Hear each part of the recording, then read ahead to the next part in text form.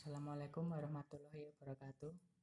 Perkenalkan, nama saya Gama Prabowo Putra dari Prodi Manajemen dan Penilaian Properti. Di sini saya akan mempresentasikan analisis 4 indikator. 4 indikator. Indikator yang pertama adalah ekonomi.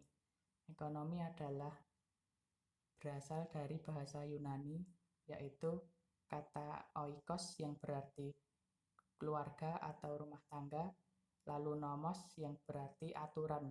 Lalu jika digabungkan keduanya adalah aturan-aturan dalam rumah tangga. Lalu selanjutnya ada education atau pendidikan. Pendidikan adalah pembelajaran pengetahuan, keterampilan, dan kebiasaan sekelompok orang yang diturunkan dari satu generasi ke generasi lainnya melalui pengajaran, pelatihan, dan penelitian. Lalu selanjutnya ada population atau populasi.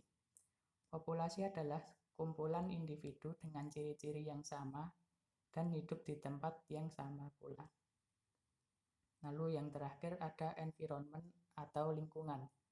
Lingkungan adalah kombinasi antara kondisi fisik yang mencakup keadaan sumber daya alam seperti tanah, air, energi surya, mineral, serta flora dan fauna yang tumbuh di atas tanah maupun di dalam lautan. Selanjutnya indikator ekonomi dan pendidikan.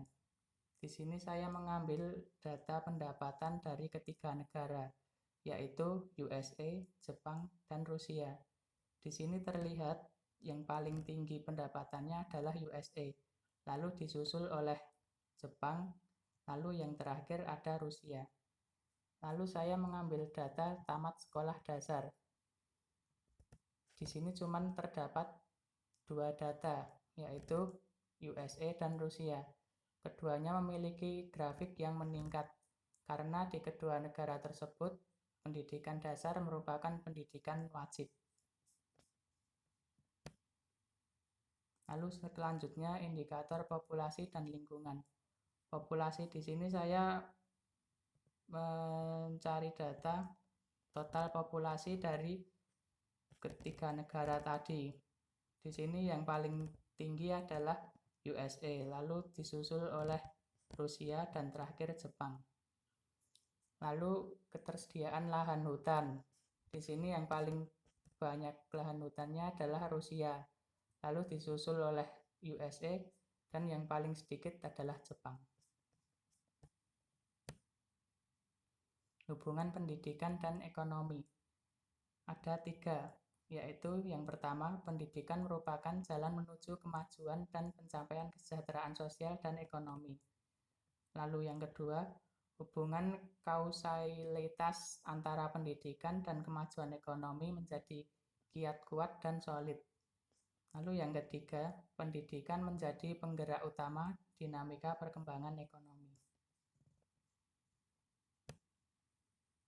Hubungan populasi dan lingkungan. Yang pertama, ketersediaan pangan.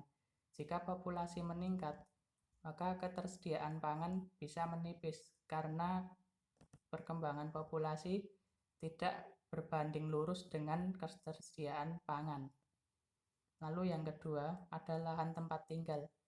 Semakin banyaknya populasi, maka lahan tempat tinggal semakin banyak, lalu menyebabkan banyak lahan kosong yang menjadi sedikit. Lalu yang ketiga, ketersediaan air bersih. Semakin populasi meningkat, ketersediaan air bersih dalam tanah akan semakin berkurang pula. Lalu faktor lingkungan. Meningkatnya populasi bisa menyebabkan berbagai masalah lingkungan seperti polusi udara. Karena dengan nambahnya populasi, maka kendaraan pun juga semakin bertambah dan menyebabkan polusi udara.